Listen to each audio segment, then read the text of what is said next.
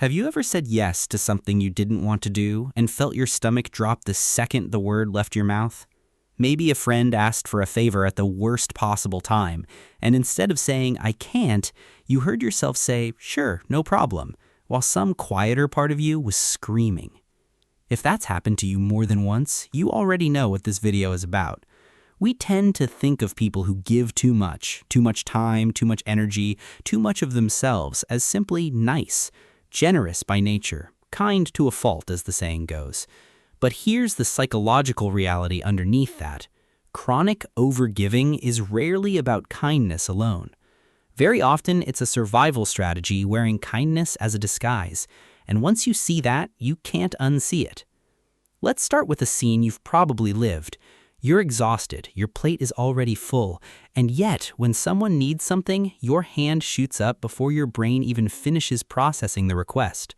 Why? Psychologists who study people-pleasing point to something deceptively simple. For many chronic givers, love and safety were never unconditional growing up. Maybe affection had to be earned through being helpful, being easy, being no trouble at all. A child who learns that being needed is safer than simply being wanted will carry that lesson into adulthood without ever consciously deciding to. Giving becomes less of a choice and more of a reflex, the same way you'd flinch if someone threw something at your face. Think of it like a smoke alarm that's been miswired. Its job is to protect you, to keep you safe from conflict, rejection, abandonment. But because it was installed under stressful conditions early in life, it now goes off at the smallest whiff of tension. Someone seems slightly disappointed? Alarm bells. Someone might need something? Alarm bells. And the only way to silence the alarm is to give. Your time, your energy, your opinions, sometimes your entire sense of self, until the noise stops. It's exhausting to live next to an alarm that never quite calibrates correctly. And yet the person living with it often doesn't even realize it's there. They just think, "I'm someone who cares a lot." Here's where it gets interesting, because there's real psychology behind why this pattern is so sticky. Researchers who study attachment styles have found that people with what's called an anxious attachment often develop a heightened sensitivity to other people's emotional states, almost like an internal radar that's always scanning the room. That radar isn't a flaw. It's actually a skill, honed by necessity. If you grew up needing to predict a parent's mood to stay safe, you got very, very good at reading people. The problem is that same radar that once protected you now gets pointed outward constantly, picking up every flicker of need in everyone around you. And your brain interprets each blip as a call to action. You're not just generous, you're on duty all the time. And there's a chemical layer to this too.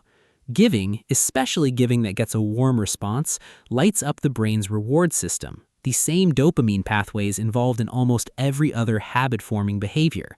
When you help someone and they light up with gratitude, your brain gets a hit of validation. For a moment, the anxious hum quiets down. You feel useful. You feel, briefly, like you matter. But like any reward that's chasing away discomfort rather than building something sustainable, it fades fast and the underlying anxiety creeps back. So you give again. It's not so different mechanically from other patterns we use to soothe ourselves. The difference is nobody stages an intervention for someone who gives too much. Society usually just calls them a saint. Which is part of the problem, honestly. We've built an entire cultural mythology around the self-sacrificing friend, the tireless parent, the coworker who just can't say no. We praise it. We depend on it. We rarely ask what it's costing the person underneath the halo. And over time, chronic overgivers often start to lose track of where they end and other people's needs begin. Ask one of them what they want for dinner and watch the panic flicker across their face. Not because they don't have a preference, but because they've spent so long prioritizing everyone else's preferences that their own have gone quiet, like a muscle that's atrophied from disuse. But, and this matters, none of this means overgiving is a character flaw, or that the people who do it are somehow broken. If anything, it's proof of an enormous capacity for empathy, sensitivity, and care, aimed in a slightly lopsided direction. The same wiring that makes you overgive is the same wiring that makes you a remarkable friend, an intuitive partner, someone who notices when a person in the room has gone quiet. The goal isn't to rip that sensitivity out, it's to redirect it. Inward sometimes, not just outward. To let the radar occasionally scan your own needs too, and treat what it finds there with the same urgency you'd give a stranger. So if you recognize yourself in any of this, I don't want you to hear it as a diagnosis. I want you to hear it as an invitation to notice, next time you feel that reflexive yes rising in your throat, that you're allowed to pause. You're allowed to ask quietly, do I actually want to do this, or am I just trying to keep the alarm quiet?